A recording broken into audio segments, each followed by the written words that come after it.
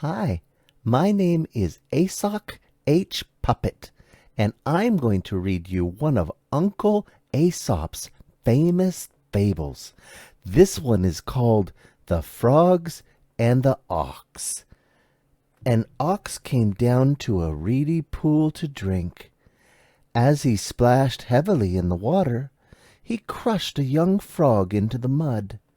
The old frog soon missed the little one, and asked his brothers and sisters what had become of him. "A great big monster," said one of them, "stepped on little brother with one of his huge feet." "Big, was he?" said the old frog, puffing herself up. "Was he as big as this?" "Oh, much bigger," they cried. The frog puffed up still more. "He could not have been bigger than this," she said.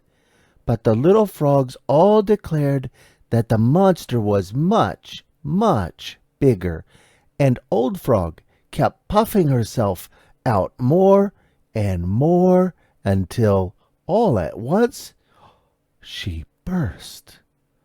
Uncle Aesop says, "Do not attempt the impossible."